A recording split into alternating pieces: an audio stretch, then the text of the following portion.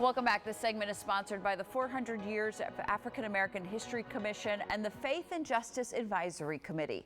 April is National Second Chance Awareness Month, and the National Returning Citizens Conference is taking place right here in the DMV in just a couple of days. So here to tell us more are Dr. Ron Garrett of Metalworks Behavioral Health and Reverend Dr. Jonathan Queen from the First Baptist Church of Glenarden. Gentlemen, good to have you here. Awesome. Good to be here. Thank you. All right, this is really a special month, a special celebration. Dr. Garrett, what is National Second Chance Awareness Month? So National Second Chance Awareness Month has actually been a White House proclamation since 2017. Okay. And the whole idea is to create awareness in the community around the country of the need to remove the collateral consequences associated with having a felony record.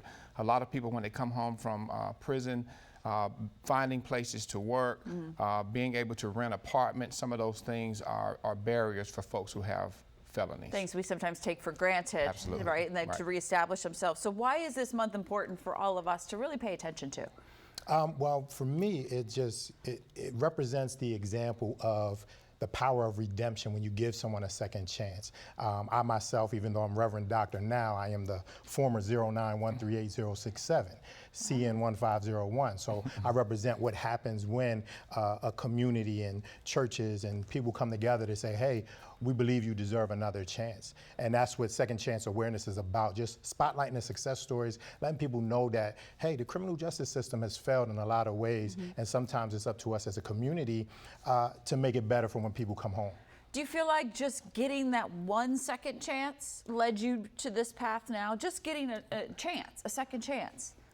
Definitely. I mean, it was, you know, of course, even without being incarcerated, you need more than one chance. Yeah. So we're way beyond the second chance. I think second chance was in second grade. But being able to but have just somebody giving you that moment can start you in that that new path. Right, and when individuals who go off, you know, many individuals in our society, like myself, made a wrong decision, made a bad choice. I was, at the time, 33 years old.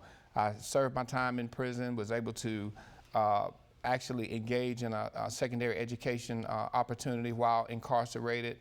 And so when I came home, having individuals willing, you know, companies willing to give me a shot at employment, willing to give me a shot at not only renting a home, but I'm so thankful that my wife and I were able to purchase a home about 3 years ago. Awesome, So awesome. Congratulations. All right, so the big conference, the Returning Citizens Conference is in a couple of days. What do we need to know about it? How long has this been around? So the National Returning Citizens Conference kind of started with an idea really back when I was incarcerated, with wanting to get out here and just get all returning citizens across the country together to be able to celebrate, you know, being home. So with that said, during the pandemic, I attended a lot of virtual conferences, virtual summits. So our first year was actually a virtual conference in 2021. 2022 was also virtual. 2023. We were hybrid, hosted by the Potter's House in Texas, and this year we're here in the DMV, and so excited. That's amazing. It's super powerful. I got to tag in because he's being real humble about it. But we have voices, we have activists, we have business owners, nonprofit people, all of these formerly justice-involved people who have come together to not only celebrate the power of redemption and a second chance, but also to share resources, to share information, to educate others. So if someone is a returning citizen and they're just coming home and they feel like they're hopeless, especially here in the DMV, I'm proud of the work that Maryland, DC, Virginia is doing in the reentry space, but there's more that we can do. And we get to hear from the voices of these experts from across, including ourselves. We're kind of experts as well. I was going to say, please tell me y'all are speaking and getting up there, right? Yes, definitely. Okay, you're going to be inspiring some folks. How can we, the viewers, help you with this conference or with the mission going forward? Well, there's several opportunities to get involved in the community. One is going to be, which Reverend Queen is going to talk about a little bit later, the concluding component of our conference, which will be a march on March 7th, which is on Sunday.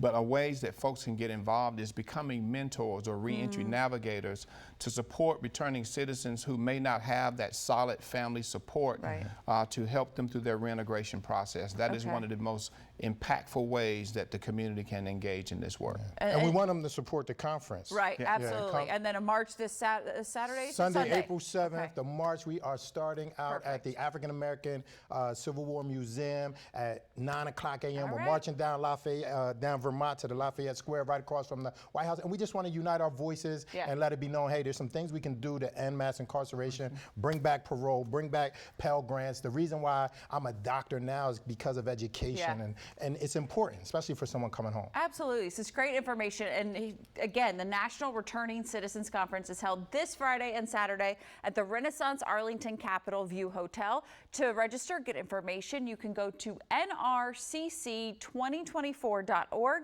or call 240-524-1419, or there's that QR code on your screen. Just take a picture there. You'll get all your information. All right, up next.